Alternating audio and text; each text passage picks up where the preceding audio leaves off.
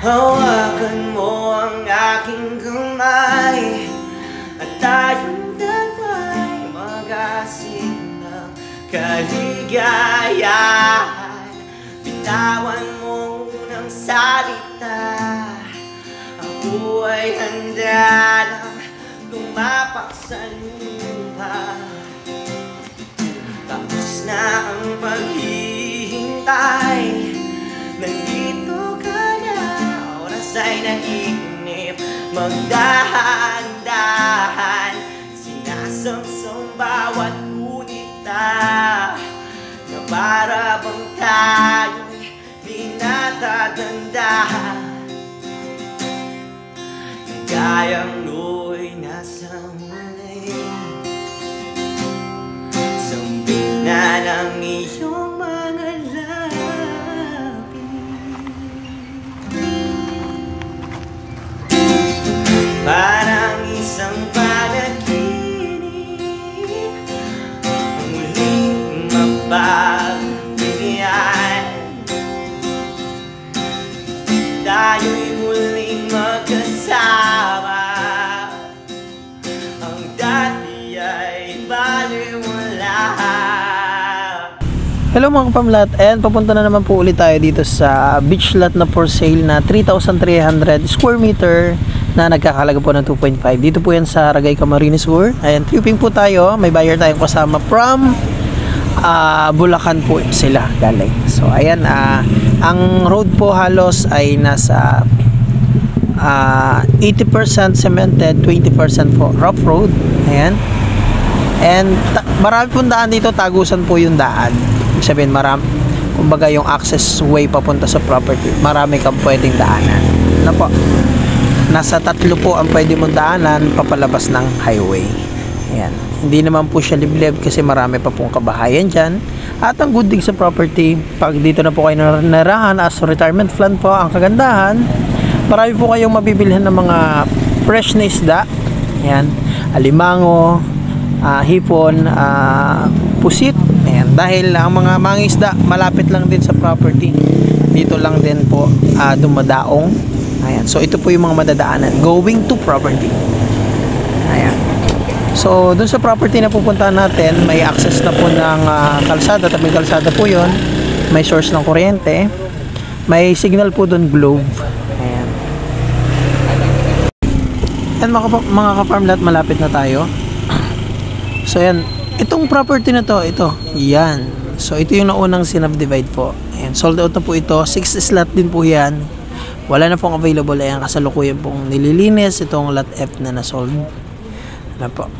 So yun, mga farmlat, may amenities dito sa lot sa naunang sinubdivide. So since isa lang din naman nagsasubdivide ditong unang to, and then yung ikalawa, kung may mga buyer po na may mga dalang pagkain, yung diretso outing, pwede pong magpwesto dyan.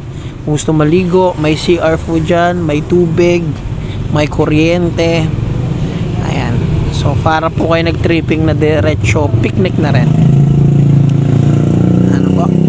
Ayan, malapit-lapit na tayo. Bali, distance lang naman itong property na unang sinubdivide tsaka itong ikalawa is nasa almost 100 meters lang. Ayan. So, makikita nyo, pasok po ang sasakyan and flat land po yung area and tabing kalsada. Ayan na po, start na to. So, ito yung lot 1 na kuha na po yan. May nagpa-reserve na yan. Itong lot 2 and 3, 4, 5, yan po yung bibisitahin. Pero yung kasama natin sa tripping ngayon, yun yung po yung nagpapareserve nitong 4 and 5. Pero dito po magkakaalaman kasi total iikutin po nila yung property. Ayan. Ngayon, syempre sa una, syempre sisilipin muna yung tabing dagat. Ayan. So malawak naman po yung shoreline dito at talagang white sand beach po yan. Yun nga lang, kaya lang siya maitim tingnan gawa ng mga pebbles po, yung mga bato-batong maliliit na yan.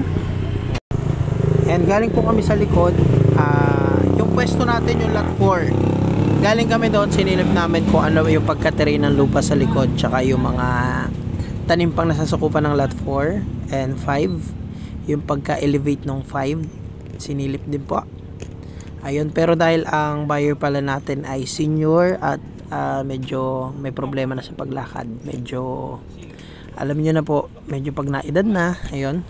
So, mas prepare po nila yung flat lot, kaya possible itong lot number 2 and 3 yung pinagpipilian po nila. Yan, makikita nyo naman na malinis yung property. Bagong linis po yan.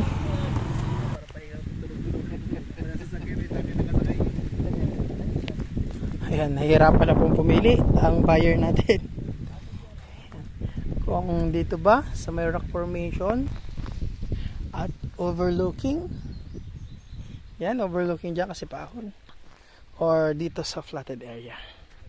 Pero itong inusap nila sa akin before, itong overlooking fort. Kagandahan dito sa lot 4 at lot 5, yan, merong puno na makanlong na pwede kang maglagay dito ng maliit na kubong pahingahan. Tapos ito yung matatanaw mo pag nandito ka. Yan, gandang retirement plan. Kuya, dyan ay may corals dyan, ano? Pwedeng mamana. So nung namamana ka, ano mga napapana mo dyan? Lapo. Lapo-lapo? So pwede pala dito. Pwede po kayo ditong mag scuba diving. Oy, yung mga mahilig po mamana, ayan, may coral pala dyan, maganda. Linis po ng dagat eh. So anong nahuli ng mga mangingisda dyan na isda pag bibili? Mga talak, lumahan, tulingan, tambakon. Mga isdang bato, ano? Oo. May mga pusit din. Ay, meron. Hipon, alimango. Hipon. Ganda. Mura pati po ang ano dyan, ang hipon po dyan. Pinaka yung malalakbig na po, 500 lang. Ano, malalaki. Malalaki. Yung mga medium, 350. No.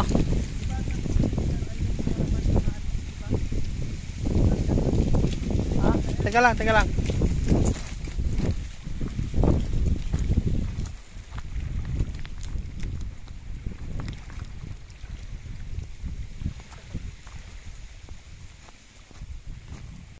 Po, makapal pa ang buhangin nandito.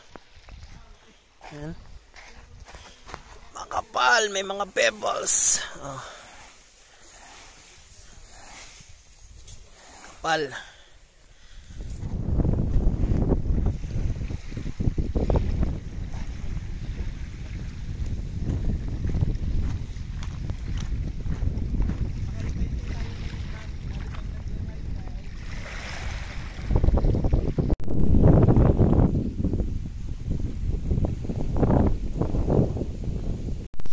Yan, kapal po ng buhangin. Itim lang tingnan kasi may mga pebbles po yan. Yan. Pebbles.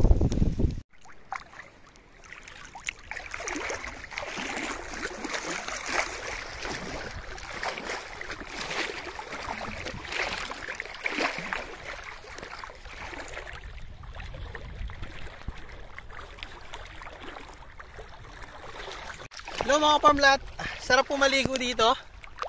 Ayan. So, hanggang bewang ko po ay hanggang pusod dito sa area na to. So mga ano po tayo, galing doon, mga 40 meters yung distance natin hanggang bewang. Ayan. Ayan mga farmlat, summarize po, nagustuhan po ng buyer natin yung possible yung lot 2 and 3. Ayan. So, yun po yung napupusuan nila. So, ang available na po natin ay 4 and 5. Yung 5 po yung may overlooking. Ayan. So, pauna na lang mga farm lot sa mga available. Konti na lang yan mga farm lot. Ano po? Mga 2 weeks pa lang po atang na-open yan. Halos maubos na rin. And, ayun, summarize lang. Yan po ay 3,300 square meter for 2.5 million. Ayan po ay all expenses ay sa pag-transfer sa name nyo ay sagot po ng seller.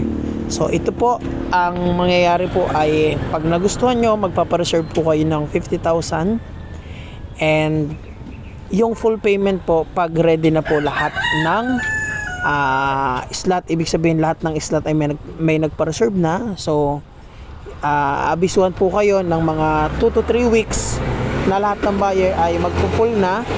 Sabay-sabay po ang pagbilihan po nito. Yan po ay nasukat naman na. May kanya-kanya na po sukat. May muhon na. So ang frontage po ng bawat property ay 16 meters yung front niya sa beach. So pa-rectangle shape po siya pahaba. So may flat area, may balayan dahili sa bandang likod. Yun naman po ay maraming tanim. And yung iba may mga tanim na niyog, kawayan, saging. Ano po? So yun mga ka-farm lot. Ito po ay sa bayan po ng Ragay, Camarines Sur na 7 to 8 hours drive from Manila. And 19 minutes to 25 minutes drive from National Highway. From Naga Airport po, mga 2 hours drive hanggang 2 and a half. So, ayan mga ka-farm lot, maraming salamat po sa inyong panonood. At dagsang biyaya po sa inyo lahat.